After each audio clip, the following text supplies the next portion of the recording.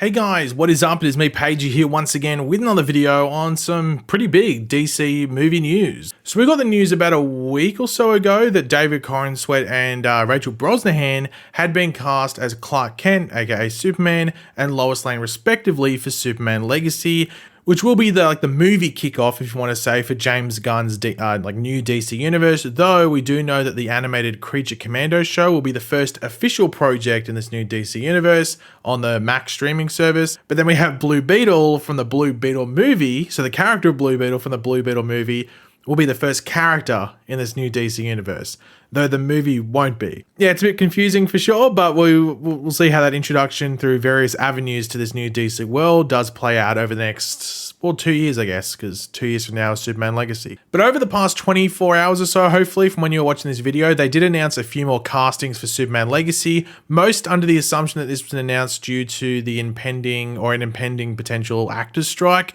so that couldn't be announced if this has started, I think. So going into Superman Legacy and just this new DC universe as a whole, we know, thanks to James Gunn, that Clark Kent will be entering a world when he takes on the mantle of Superman that already has superheroes within it, and alongside Batman, who we know will be a part already of this DC universe because he's going to be an older Batman, will be the characters of Guy Gardner as Green Lantern, Hawkgirl, and Mr. Terrific. The castings for these various characters were revealed exclusively by Vanity Fair and will be played by the following actors. So firstly, Hawkgirl will be played by Isabella Merced, who is best known for playing the besieged drug cartel daughter in Sicario, Day of the Soldado, and the ever-exploring title character in Dora and the Lost City of Gold. She will soar into the new universe as the winged warrior, Hawkgirl. The hero's favorite battle accessories are melee weapons, swords, spears, and maces, and Merced's 5'1" size will set her apart from the typical comic book brawler, who would be a bit taller.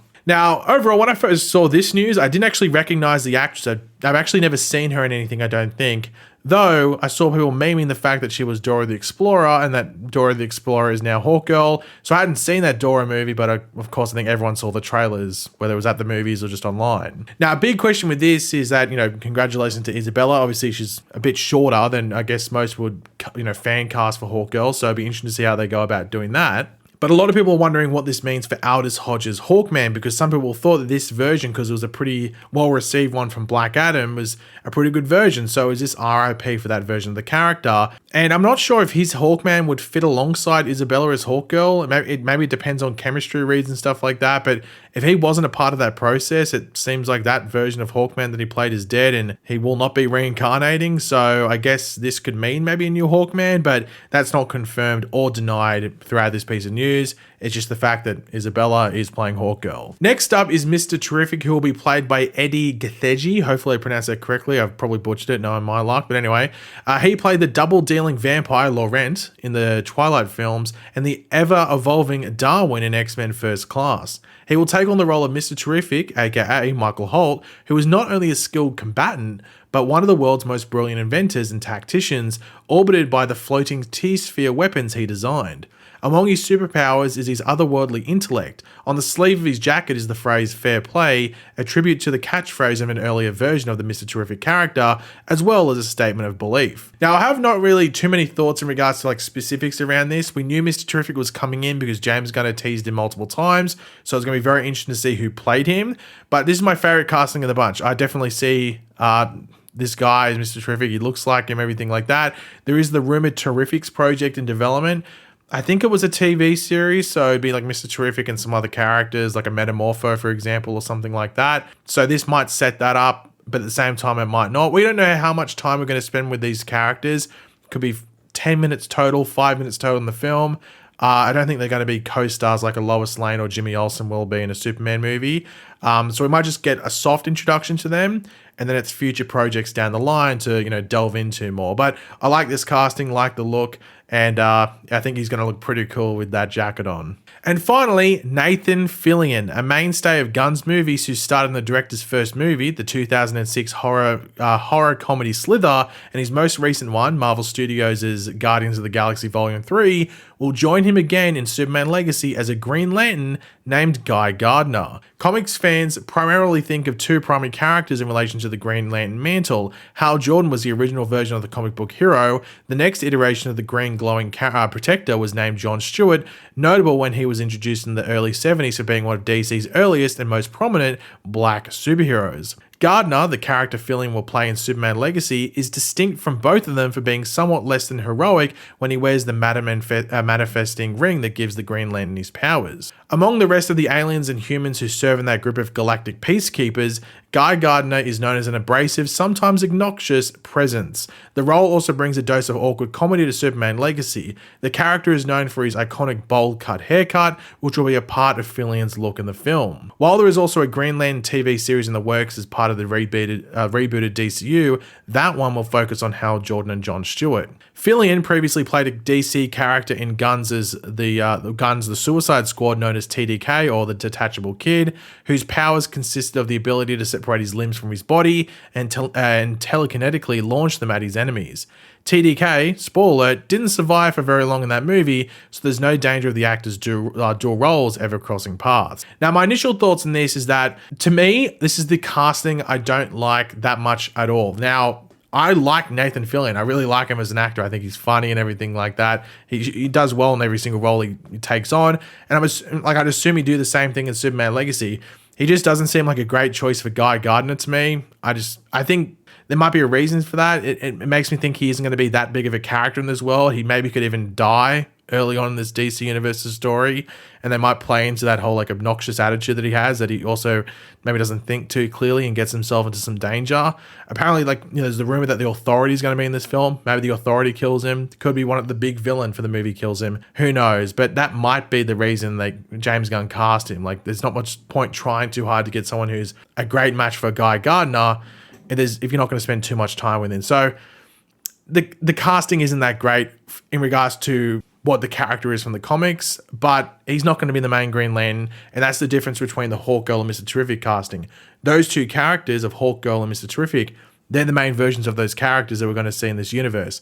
While with Guy Gardner, we have Hal Jordan and John Stewart waiting in the wings. One of them probably going to be the main one that's a part of the Justice League whenever that takes shape in this universe. So yeah, I've seen people with a big backlash to it, and I don't necessarily agree with the size of the backlash, because I don't think it's that big of a thing to care about, because it's not a Green Lantern movie, it's a Superman movie. So yeah, it's not a great casting in regards to comparing, but I don't think it's that big of a thing for this universe. I don't think it's going to be that big of a worry 2 years after Superman Legacy. However, Nathan Fillion's casting, due to his ties to the Suicide Squad film, which Vanity Fair does bring up, does raise questions about what is being kept from the DCEU of old into this new DC universe that James Gunn is creating, and this is what Vanity Fair reported. Some characters from Gunn's previous DC work on the Suicide Squad will be grandfathered into this new universe, such as Viola Davis's power broker, Amanda Waller, who is getting her own TV series, and John Cena's Peacemaker, who was introduced in that movie and went on to star in his own self-titled TV show. A second season of Peacemaker will be a part of the new DCU. Gunn and Safran are selecting elements that will carry over, mostly based on actors. For instance, Gunn has said that Cobra Kai actor Xolo Maridueña, who stars in the upcoming Blue Beetle movie, will continue playing the character in the new DCU, but that upcoming movie will stand on its own. The new leadership of DC Studios has stated that their overall goal is accessibility that allows viewers to go into any of the future movies and shows without the need for deep binge-watching research. The good news is, if you've seen nothing that we've done before, you can watch Superman Legacy, you can watch Creature Commandos, you can watch Peacemaker Season 2, and you can watch Blue Beetle. All of that, Safran tells Vanity Fair, we're trying to minimize audience confusion and maximize their enjoyment. So in regards to this, I think there's going to be confusion for a bit of this, but I think the big question is, there going to be confusion for a while throughout the early stages of this new universe's story, let's say the first 3 years or something? Or is it going to be a bit of confusion right out of the gate when we get Superman Legacy, because people might just maybe expect Henry Cavill or something, and then there's just slow baby steps out of that confusion? I think it's probably going to be the second one, but it depends how big those baby steps are. Is it a bit of a crawl and then we get up and we start moving a bit quicker? Or is it quick from the get-go, and then once we get to whatever the fourth movie is, everyone's like, okay, we're ingrained in this new universe, there's no real care for what came before, everything like that. Now, I'm not too sure if what Peter Safran says there is necessarily 100% the best way to go about it, but I think it's the risk-free one where you're necessarily not having to rely on something else to build up something else, which, to be honest, they might be looking at Marvel now and going that Marvel's maybe felt some issues with that. But then again, Marvel benefited off that previously. So it's like you can win with that a lot, but you can also lose a lot with that. So maybe they're like, hey, let's not play that 50-50 game. Let's play something with better odds. So maybe what they're going with is the better odds side of it, but it might also reduce someone really caring. That means you're probably going to get some really big successes, probably like what Superman Legacy is. Then you might get some flops or ones that underperform. But they'll be like, hey, we'll take that. We'll take the good with the bad and just hope it creates a good storyline and a pretty consistent universe around it. Now, filming for Superman Legacy starts early next year, so it's probably going to be a while to wait until we get any set photos of, that obviously, but even like official first looks at these characters, because there's no Comic-Con this year, so there's not going to be anything like that around. But then again, like Comic-Con next year is probably the first time we get some official looks, because that'll be like about a year out until the movie comes out. But then again, there are some things like New York Comic-Con at the end of this year and also CCXP. So CCXP is like a place where sometimes Warner Brothers reveals some stuff, especially for DC. So that could be the place maybe they reveal the Superman suit. And maybe some of these other characters, but at least mainly Superman. So we'll wait and see. But people are wondering if there's going to be any other heroes in this movie. I think that's all that we need. Like, it's a Superman movie. I think that's all we need. Maybe there could be one more, maybe a bit of a surprise one. And that maybe this could be like a proto Justice League of sorts, like Mr. Terrific leading, and then Mr. Terrific, is like he's on the field, but maybe he's like that Batman, like the strategist and everything like that. And then you have Hawkgirl and Green Lantern who are flying around doing things. And maybe they appear towards the beginning of the film, maybe to set up the superhero side of this world, and then maybe towards the end as well, if there is like that authority aspect that is being rumored as well. So we'll wait and see how it plays out. I'm not surprised they include other heroes because James Gunn had already, I think, said that. Or at least we're going to know of their presence. So it's not too much of a surprise. Maybe the surprise is, specifically which heroes are showing up. But, I think for the most part, it's pretty good, and I'm excited to see what they do.